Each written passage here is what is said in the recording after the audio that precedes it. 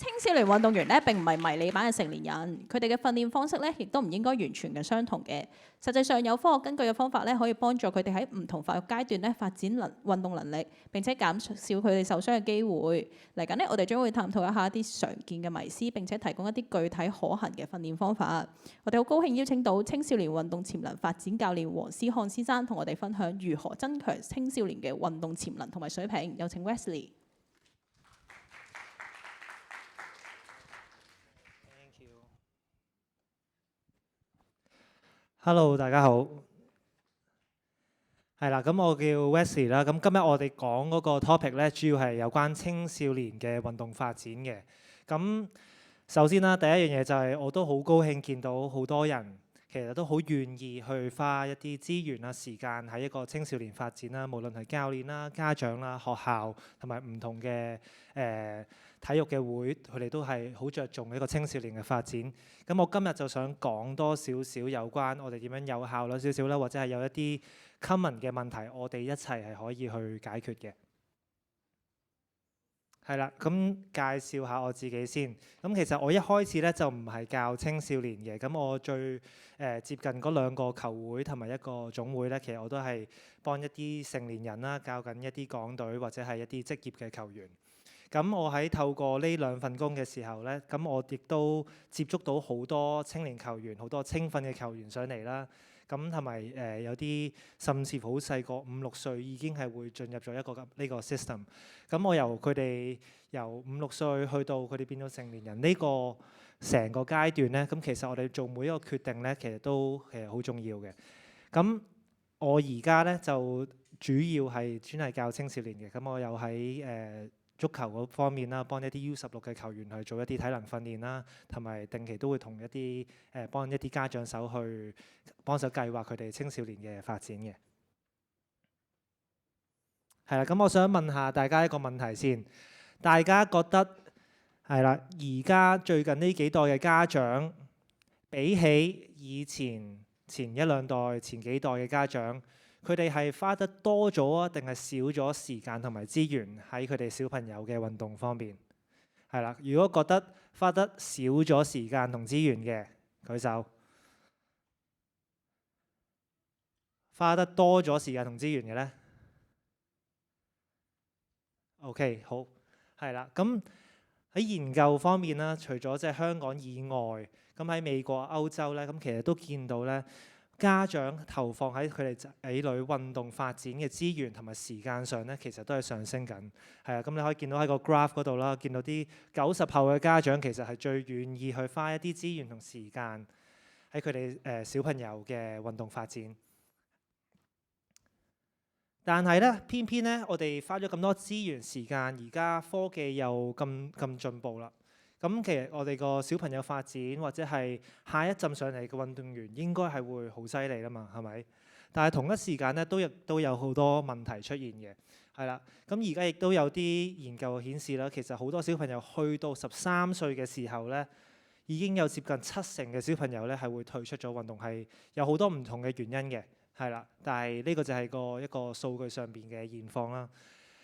另外一樣嘢咧就係佢哋受傷。係啦，咁做運動受傷好正常，但係咧喺佢哋嘅受傷入邊咧，有50%至70%咧，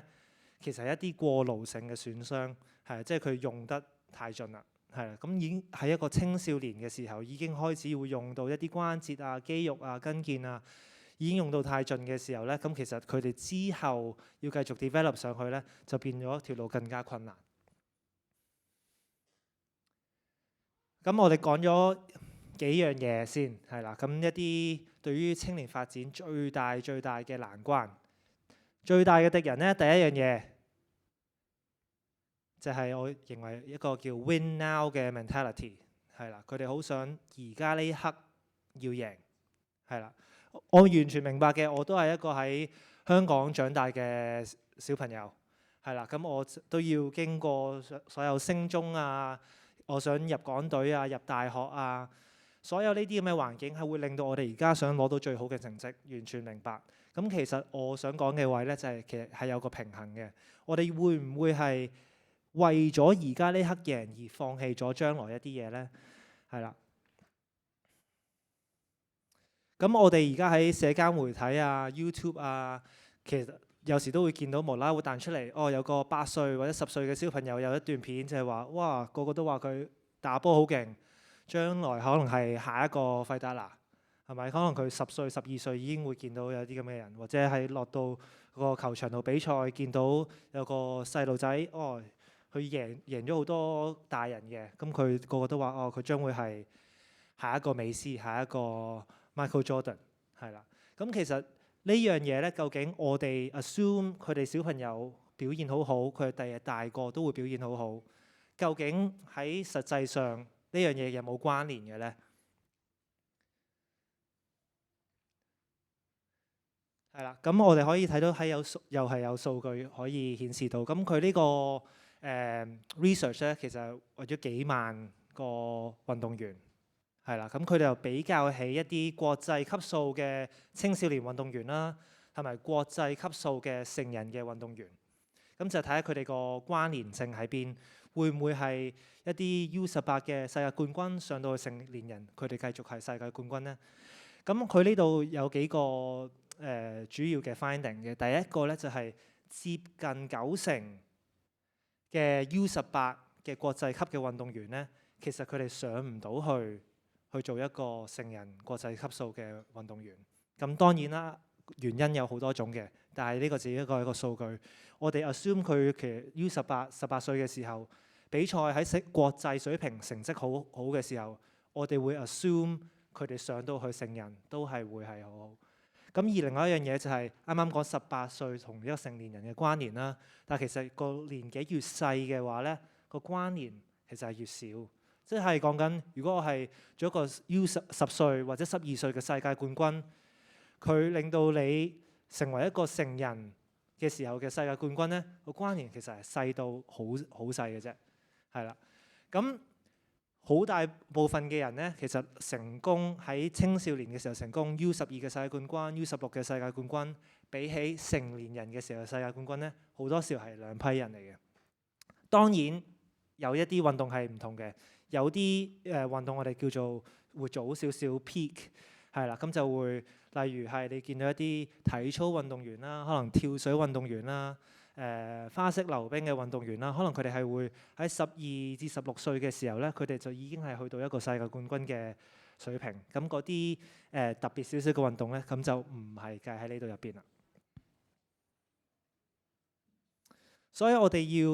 諗嘅嘢咧，就係其實一個青少年嘅運動發展咧，就好似養緊一盆花咁樣。我哋會想淋水，俾好嘅陽光佢哋去灌溉，令到佢哋成長啦。咁我哋擺資源時間入去，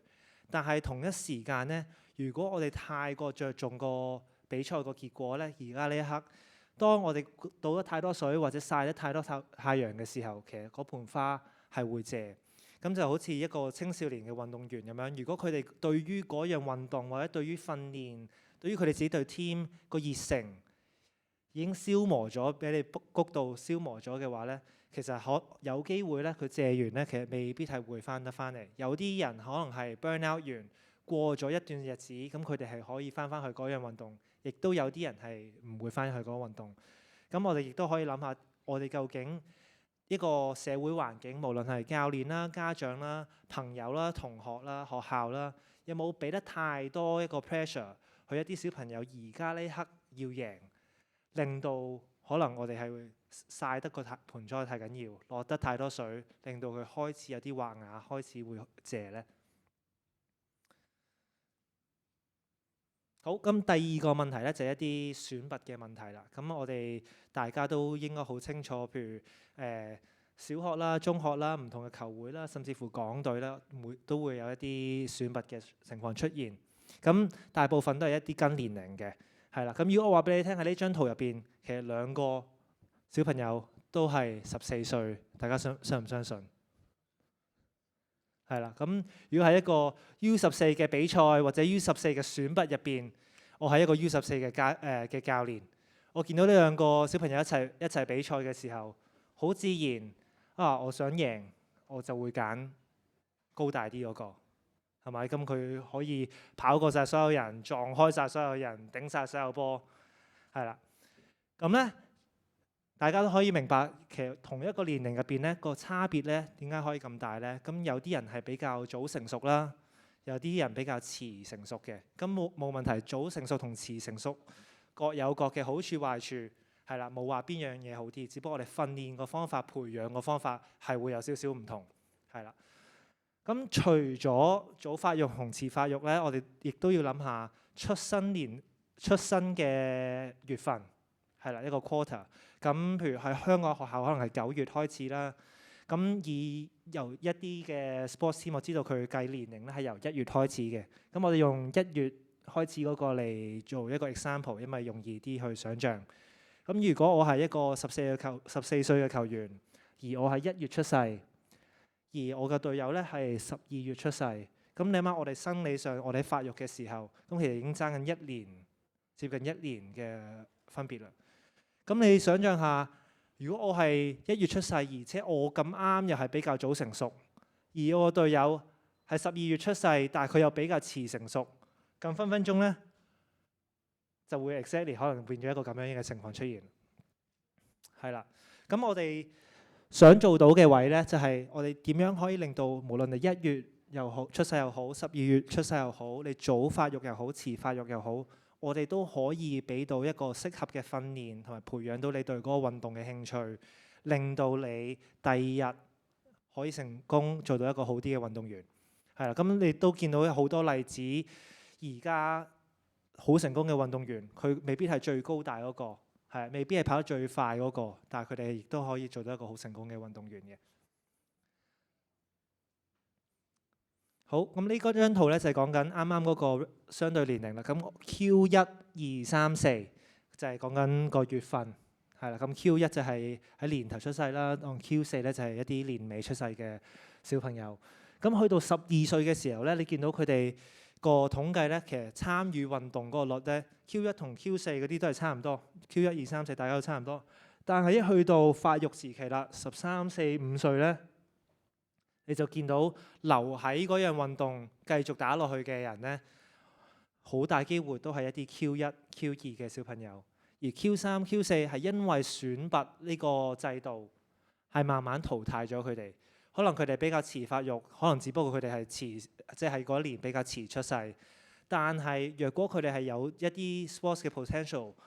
而因為嗰一刻佢哋未夠高大、未發育而俾人篩選咗咧，咁其實我哋係浪費緊好多佢哋嘅潛能，係啦。咁可能香港係會 produce 到更加多嘅好嘅青少年運動員出嚟。咁呢度係有少少嘅比較嘅，咁你留意少少啦。個好處壞處唔係真係一個好 definite 嘅好處壞處嚟嘅，係一個趨勢啦。通常如果你係比較早發育或者 Q1 嘅話咧，咁你係比其他人哋比較高大啦，可能跑得快少少，咁你就好自然你去玩嗰樣運動咧，你就好靠自己嘅身體質素去玩，係啦。咁想像如果我係一個比較高大嘅小朋友，我同親其他同年嘅人，但係佢哋全部都係細粒過我，跑得慢過我。咁我去同佢哋打籃球又好，踢波又好，我就自然我係會利用我嘅優勢，我比較高大，我會跑過佢哋，我會撞開佢哋。但係同一時間，我 keep 住同一啲咁樣嘅人去訓練嘅時候咧，可能就會忽略咗我喺技巧上邊啊，或者戰術上邊嘅發展，係啦，因為我只可以透過我嘅身體質素，我都已經可以贏晒，咁我咪未必需要去發展我嘅技術，發展我嘅戰術咁更加好咯。相反，如果我係一個特別細粒嘅小朋友，我係喺跟呢隊波入邊一齊練嘅時候咧，其他人全部都高大過我嘅，係啦，而我可以要令到我啱個 level 同佢哋打咧，咁其實我喺技術上嘅戰術上咧，我可能要比佢哋有優勢，咁我先至可以留到喺呢隊 team 入邊。因為我唔夠佢哋高大，唔夠佢哋快，但係如果我技術上同戰術上搭夠到咧，咁其實我都可以繼續喺呢隊 team 嗰度 training。而之後若果去到過多1-2年，我都變為高大啦，我開始發育啦，咁我之前練落嘅技術、戰術上嘅嘢，加埋我而家有埋身形，咁我而家就好紮實啦，係咪？咁其實所以無論早發育又好，遲發育又好咧，其實都冇話一個你早啲飆高咧就當然好啲，你遲啲飆高咧就冇咁着數。喺一個啱青少年去發展嘅體系下啦，如果你肯同個教練去溝通，同個小朋友去溝通，睇下佢哋想唔想去join 高一班去打啦，或者係個教練覺得佢比較高大，而我哋上一班呢啲人咧比較係大一年，但係佢應該係可以 challenge 到佢嘅技術同 challenge 到佢嘅戰術嘅發展咧，可能佢會上高一班嚟去同佢訓練，係啦。咁相反，如果我係比較細粒少少遲發育嘅，唔代表你一定要落低一班。好似啱啱咁講，如果你可以 maintain 到你嘅技術同戰術嘅發展咧，其實你都可以係繼續到喺呢一個班嗰度去 training 嘅。咁喺外國啦，喺香港暫時我未見到有嘅。咁我有一個方法咧叫做 bio banding， 係啦。咁佢係用一個 equation 去計嘅。佢可以由一個青少年啦，佢可以估算到佢第二日變成人嘅時候會大概幾高，係啦。咁我哋就會知道佢而家呢刻係距離佢個成人嘅高度有幾多 percent。咁佢而將所有譬如呢張圖咁講啦，佢將所有可能係86至到89左右 percent 嘅小朋友就 group 埋一齊去訓練或者去比賽，係啦。咁呢樣亦都有好有唔好嘅，係咁喺一個 psychological 嘅方面啦。咁有啲球員如果永遠都係比較遲發育，我好難攞到信心，而可以有個咁樣嘅環境去同佢哋 training 咧，揾翻啲差唔多 level stage of maturity 成熟程度嘅人一齊去 training 咧，可能佢哋個信心係亦都會大咗少少嘅，係啦。好，咁講到下一個問題啦。咁而家我哋好多人都想我哋做運動，玩嗰樣運動好少少。咁我應該幾時去全心全意玩一樣運動啊？定係我幾時應該係玩幾種唔同嘅運動呢？呢個成日都會有家長會問到我嘅，係啦。有冇人當我而家係10歲？咁我係當我係打開網球嘅，係啦。有冇人覺得我應該而家10歲應該擺晒所有時間，一個星期4至6日我去 train 網球或者 train 網球嘅體能？有冇人覺得應該要咁樣樣？咁有冇人覺得佢應該可能玩多2、3樣其他運動，無論踢波又好，游水又好，而去到可能有啲網球比賽之前嗰幾個月，佢就可以練多少少網球？有冇人覺得係應該玩多幾樣運動嘅？係啦，咁其實大家個都明白我想表達啲咩啦。咁其實 in general 啦，喺一個青少年發展，尤其係未發育之前或者發緊育嘅時間啦，佢哋都應該係 focus 喺幾樣運動嗰度嘅，係啦。咁佢多項運動有好多嘅好處啦。相反，如果我太過早去變咗一個單項運動，英文叫做 early specialization。咁佢就會有好多嘅問題，例如我10歲嘅時候，我已經係淨係一個禮拜練6日都練同一種運動啦。咁有機會去到11、2歲、13、4歲嘅時候咧，我個人就已經滑咗牙，係啊，對於嗰個運動冇咗興趣。又或者我淨係 focus 喺一個運動嘅時候，我所有嘅活動嘅 movement pattern 都淨係喺嗰一樣運動嗰度嚟嘅時候，咁當我係網球嘅，我係咁開波，係咁打 forehand。咁可能我對於我膊頭嘅負荷亦都會好大。咁由10歲開始，你想象下，我由譬如5、6歲開始打網球，去到16、18歲，我咁多年儲嚟儲去都淨係打緊一樣運動。你可以想象到對於嗰個運動員個身體嘅負荷有幾大。咁如果你玩唔同嘅運動，你係可以 balance 到你全身嘅 muscle 啦，或者 movement pattern， 令到你成為一個更加好嘅運動員嘅。係啦，咁會唔會亦都會有太多咧？我玩10樣運動、20樣運動，咁都一定係有個 limit 喺度嘅。咁 in general，我會建議咧，就係你每個星期訓練嘅時數應該係要細過你嘅歲數。係啦，咁以一個青少年嚟講，唔係講緊一個40歲嘅大人啦，當然。咁我係講緊，如果我係12歲嘅小朋友，咁我每個星期喺運動上面訓練嘅時數應該唔好多過12個鐘嘅，係啦，呢個係一個 general 嘅 suggestion 啦。咁當然每個小朋友可以承受到，無論佢心理、生理上承受到嘅訓練時數一定係有唔同。OK， 咁我講多少少一個全面嘅發展啦。咁好多而家嘅運動員都會有個 saying 就係 be an athlete first， 跟住之後先至再諗下我點樣去 improve 嗰個 skill。咁尤其係一個青少年發展。若果我係一個我又跑得快、跳得高、揼嘢又揼得遠、手眼協調好好、平衡又好好、落地又識射力碌走嘅一個好athletic 嘅人。咁到時我要 pick up 每一種運動，去練每一種 skill， 咁我都會比其他人 pick up 得快，係啦。咁我哋想而家做到嘅嘢就係，我哋嘅青少年可唔可以令到佢哋協調又好，又跑得快，又跳得高，又有力，又衝撞性又好，又可以揼得遠，又可以接到一啲好快嘅波，咁令到喺佢個工具箱入邊有好多種唔同嘅工具，咁佢哋去到參加唔同嘅運動，或者係去學一種新嘅運動嘅時候，佢都可以好快上到手，而可以去到一個好好嘅 level 咧。係啦，咁呢個係有少少一個1分鐘嘅短片，可以睇下，譬如一啲 all round 少少嘅 youth 嘅 development 嘅 training 啦。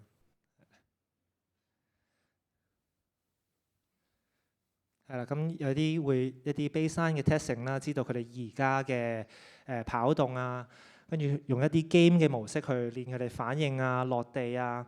一啲 movement pattern 嘅 training 啊。咁我好中意用一個叫做 challenge base 嘅 movement training 嘅。咁尤其係小朋友啦，預期我話俾你聽個小朋友，個膝頭哥要屈到幾多度，隻手要擺喺邊度。咁用俾一啲 challenge 去做，而去 improve 佢哋嘅 range of motion 啊、strength 啊、速度啊、揼嘢嘅方法啊。咁其實咁樣就係已經係增加緊更加多嘅工具喺佢哋工具包入邊，係啦。咁佢冇話你一定要執到個角度好準，係啦。咁其實一定係有個 range 係俾你可以 work off， 你又要注重到佢哋嘅做得個動作啱啦，同一時間亦都可以俾到佢哋有一個空間俾佢哋去發展，去諗一個 solution 去 solve 呢個 problem， 係啦。咁而一個 all round 嘅發展，就啱啱就講，我未必係講緊一個 sport specific。啱啱譬如以呢個小朋友為例，佢係一個 rugby 嘅小朋友，我做嘅嘢唔係一啲 rugby 嘅 footwork、rugby 傳波好多 rotation 嘅嘢，我係令到佢上肢下肢都有力，跑得快啲，跳得高啲，落地識射力，願意肯去 take contact， 揼嘢 rotation 接嘢亦都好少少，係啦。咁呢個就係個 all round 嘅一個發展啦。好，咁我總括一下啦。咁其實有幾樣嘢咧，我哋都可以幫到個青少年嘅，係啦。咁第一樣嘢就係想佢哋將來成功，我哋而家唔可以太過執着佢呢一刻嘅勝負嘅。我亦都明白係會幫到佢入一啲好啲個學校啊嗰啲嘢，但係一定係會有個平衡可以取捨得到嘅。咁透過書，其實佢哋學到嘅嘢永遠係學得多過贏，係啦。教佢哋點樣去面對一啲挫折啦。咁係一個運動嘅或者即係人生嘅路途，一定係會有好多挫折。如果佢哋好細個係透過運動可以教到佢呢啲正面嘅方法去面對挫折咧，咁其實佢哋一定會好啲。咁最緊要同個青少年同教練去溝通啦，了解佢而家呢個環境係咪適合佢哋去生長啦。